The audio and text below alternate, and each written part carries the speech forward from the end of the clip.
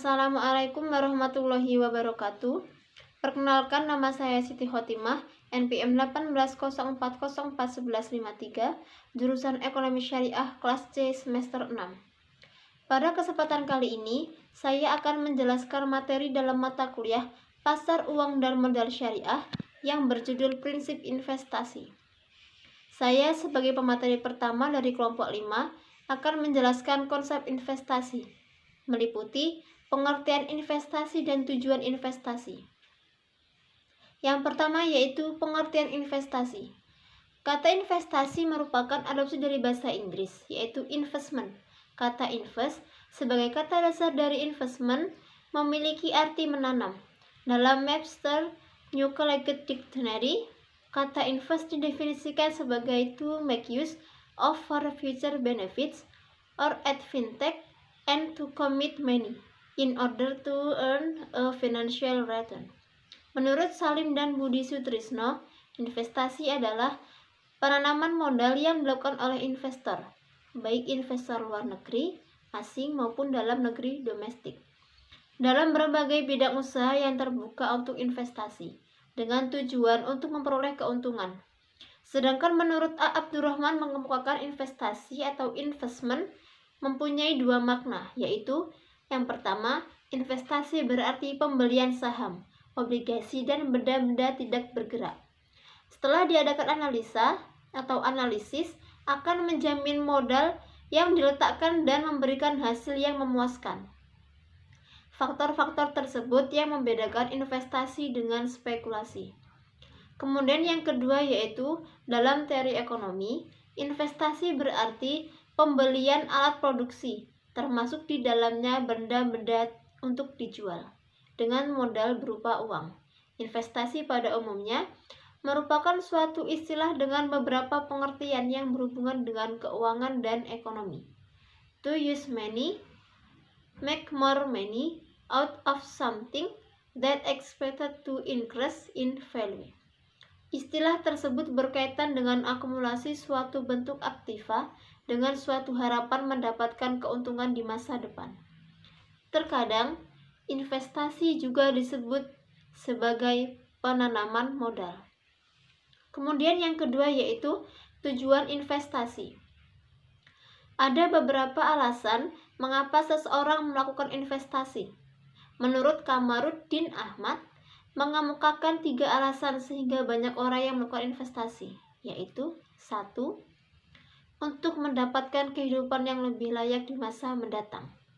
Seseorang yang bijaksana akan berpikir bagaimana cara meningkatkan taraf hidupnya dari waktu ke waktu, atau setidaknya bagaimana berusaha untuk mempertahankan tingkat pendapatannya yang ada sekarang agar tidak berkurang di masa yang akan datang. Yang kedua yaitu mengurangi tekanan inflasi dengan melakukan investasi dalam memilih perusahaan untuk objek lain atau objek lain. Seseorang dapat menghindarkan diri agar kekayaan atau harta miliknya tidak merosot nilainya karena digerogoti oleh inflasi. Kemudian yang ketiga yaitu dorongan untuk menghemat pajak. Beberapa negara di dunia banyak melakukan kebijakan yang sifatnya mendorong tumbuhnya investasi di masyarakat melalui fasilitas perpajakan yang diberikan kepada masyarakat yang melakukan investasi pada bidang-bidang usaha tertentu. Selain itu, orang melakukan investasi karena dipicu oleh kebutuhan akan masa depan. Tetapi sangat disayangkan, banyak orang yang belum memikirkan kebutuhan akan masa depannya. Padahal, semakin ke depan, biaya hidup seseorang pasti akan semakin bertambah. Selain kebutuhan akan masa depan, orang melakukan investasi dipicu oleh banyaknya ketidakpastian atau hal-hal lain yang tidak terduga dalam hidup. Misalnya, keterbatasan dana, kondisi kesehatan, datangnya musibah secara tiba-tiba, dan kondisi pasar investasi. Baik, sekian, terima kasih. Materi dapat saya sampaikan. Apabila terdapat kesalahan atau tutur kata yang kurang baik atau kurang pas, mohon dimaafkan. Semoga bermanfaat untuk kita semua dan terutama untuk saya sendiri. Saya akhiri. Wassalamualaikum warahmatullahi wabarakatuh. Baiklah, di sini saya akan melanjutkan materi selanjutnya, yaitu tentang tahapan pengambilan keputusan investasi. Nah, pada dasarnya ada beberapa langkah dalam pengambilan keputusan investasi. Yang pertama, yaitu menentukan kebijakan investasi. Nah, pada tahap ini, investor menentukan tujuan investasi dan kemampuan atau kekayaannya yang dapat diinvestasikan. Yang kedua adalah analisis sekuritas. Nah, pada tahap ini berarti melakukan analisis sekuritas yang meliputi penilaian terhadap sekuritas secara individual atau beberapa kelompok sekuritas. Yang ketiga ada pembentukan portofolio.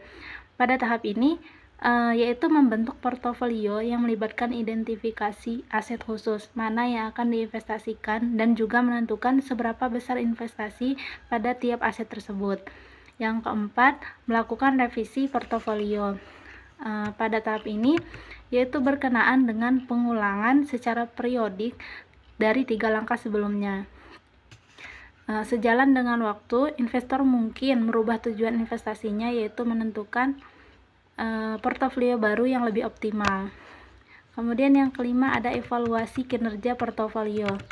Pada tahap ini investor melakukan penilaian terhadap kinerja portofolio secara periodik, dalam arti tidak hanya return yang diperhatikan tetapi juga risiko. Untuk materi selanjutnya yaitu jenis-jenis investasi. Yang pertama, investasi berdasarkan asetnya. Investasi ini merupakan penggolongan investasi dari aspek modal atau kekayaannya. Nah, investasi berdasarkan asetnya dibagi menjadi 2 jenis. Yang pertama, real asset, merupakan investasi yang berwujud seperti gedung atau kendaraan. Yang kedua, financial asset, yaitu berupa dokumen atau surat-surat berharga yang diperdagangkan di pasar uang, seperti deposito, commercial paper, dan sebagainya. Yang kedua, investasi berdasarkan pengaruh. Investasi yang berdasarkan pada faktor dan keadaan yang mempengaruhi atau tidak berpengaruh dari kegiatan investasi. Investasi berdasarkan pengaruh dibagi menjadi 2, yaitu pertama, investasi autonomous atau berdiri sendiri, yaitu investasi yang tidak dipengaruhi tingkat pendapatan dan bersifat spekulatif, misalnya pembelian surat-surat berharga. Yang kedua, investasi induced atau mempengaruhi, yakni investasi yang dipengaruhi oleh kenaikan permintaan akan barang dan jasa serta tingkat pendapatan, misalnya penghasilan transitori atau penghasilan yang didapat selain dari bekerja. Yang ketiga, investasi berdasarkan sumber pembiayaan. Nah, investasi ini berdasarkan kepada pembiayaan asal atau asal-usul investasi itu memperoleh dana. Investasi ini dibagi menjadi 2 macam. Yang pertama, investasi yang bersumber dari dana dalam negeri, investornya dari dalam negeri. Yang kedua, investasi yang bersumber dari modal asing, pembiayaan investasi bersumber dari investor. Yang keempat, investasi berdasarkan bentuk, investasi yang didasarkan pada cara menanamkan investasinya. Investasi modal ini dibagi menjadi 2 bentuk. Yang pertama, investasi langsung dilaksanakan oleh pemiliknya sendiri, seperti membangun pabrik, membangun gedung selaku kontraktor, membeli total, atau mengakuisisi perusahaan. Yang kedua, investasi tidak langsung yang disebut dengan investasi portofolio. Investasi tidak langsung dilakukan melalui pasar modal dengan instrumen surat-surat berharga seperti saham, obligasi, reksadana beserta turunannya. Yang kelima, investasi berdasarkan waktu. Investasi berdasarkan waktu dibagi 2, yaitu investasi berdasarkan jangka pendek dan investasi berdasarkan jangka panjang. Investasi jangka pendek merupakan penanaman modal oleh seseorang yang jangka waktunya relatif pendek, misalnya setahun atau 2 tahun. Contohnya tabungan di bank, deposito, instrumen pasar uang, dan lain-lain. Sedangkan investasi jangka panjang adalah penanaman atau penyertaan sebagai kekayaan suatu perusahaan dengan maksud untuk memperoleh pendapatan tetap dan untuk menguasai atau mengendalikan perusahaan tersebut. Nah, sekian materi dari saya, akan dilanjutkan dengan pemateri selanjutnya. Faktor-faktor yang mempengaruhi tingkat investasi. Yang pertama, tingkat pengembalian yang diharapkan. Kemampuan perusahaan menentukan tingkat investasi yang diharapkan sangat dipengaruhi oleh kondisi internal dan juga eksternal perusahaan. Yang A, kondisi internal perusahaan.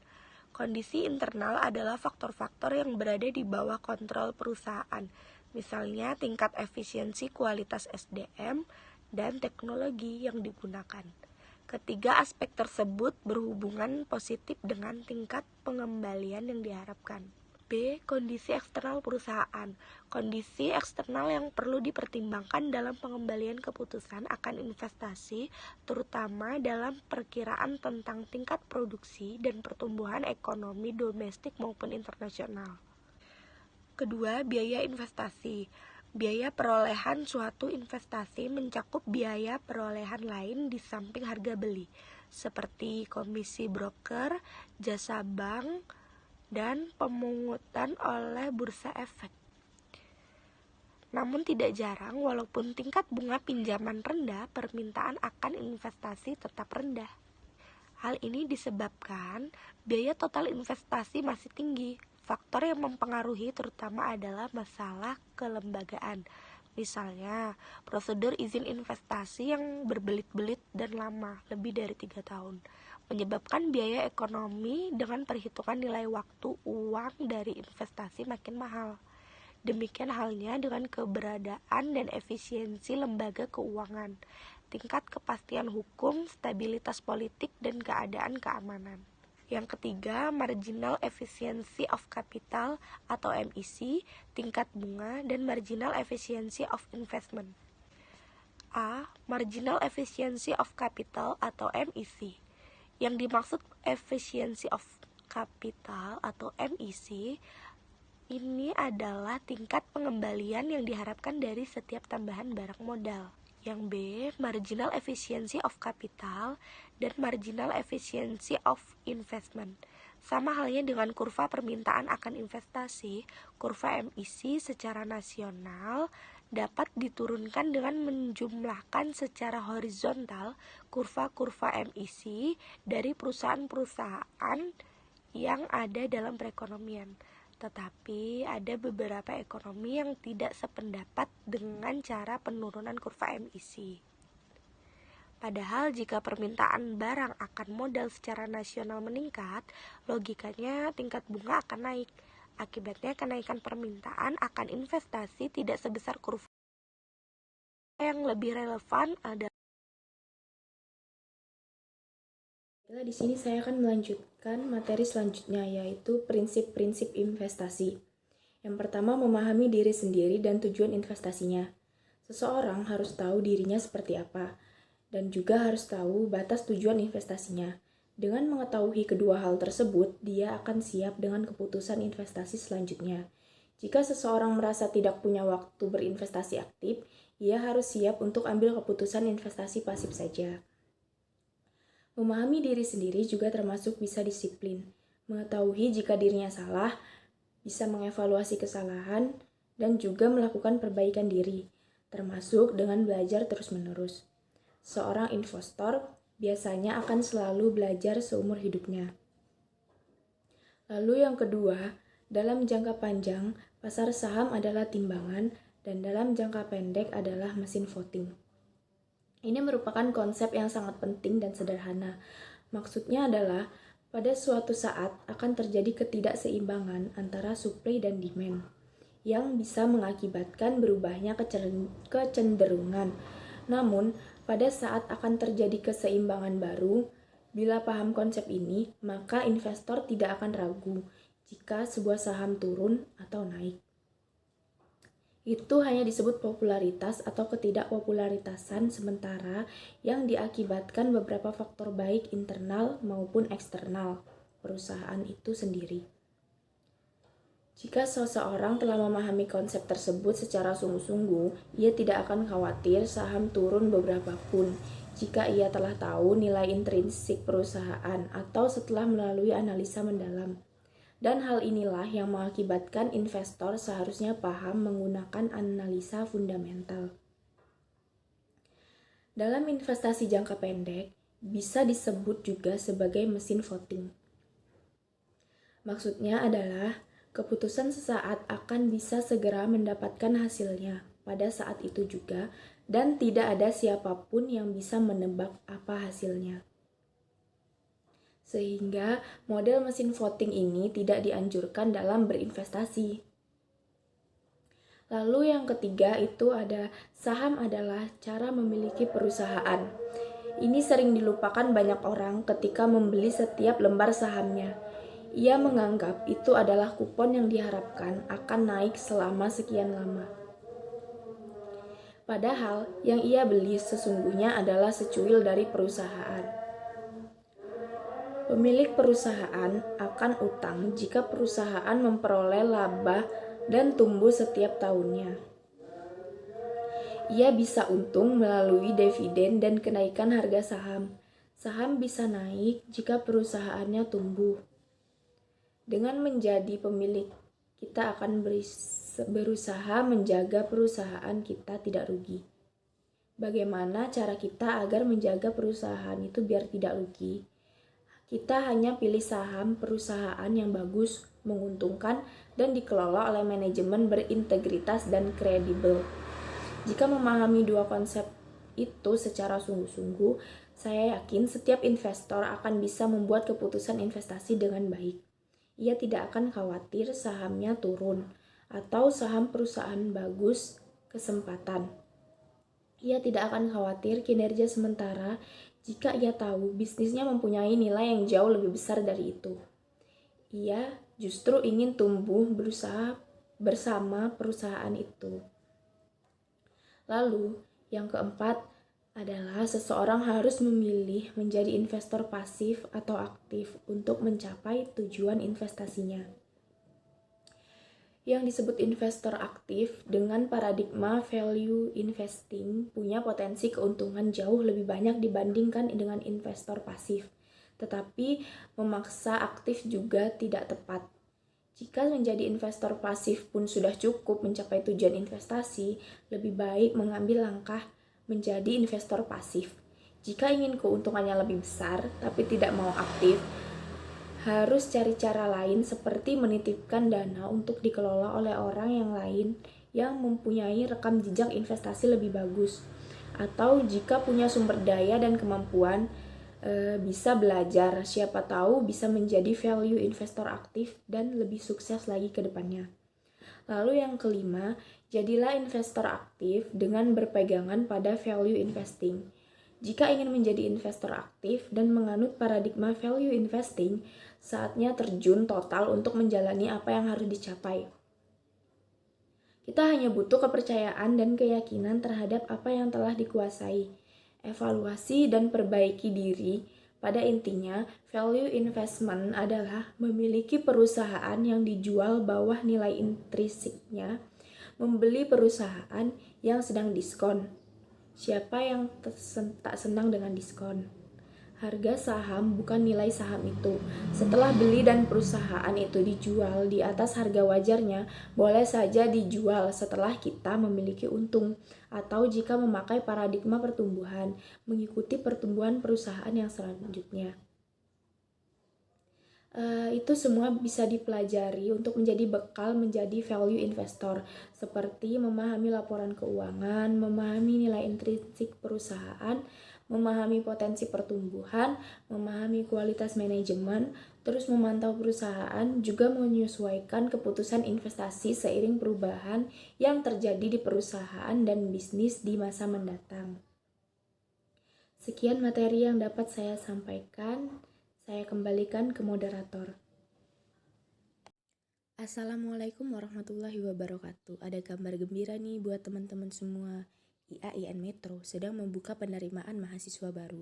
Jadi bagi adik-adik yang mau kuliah bisa banget nih bergabung bersama kita di IAIN Metro. IAIN Metro membuka jalur pendaftaran dengan 3 jalur, yaitu SPAN PTKIN, UM-PTKIN, dan Seleksi Mandiri IAIN Metro. Nah, ini dia alur pendaftaran untuk penerimaan melalui 3 jalur tersebut. Kita juga ada pendaftaran KIP Bidik Misi nih. Yuk, bagi teman-teman yang mau kuliah, mari bergabung bersama kami di IAIN Metro.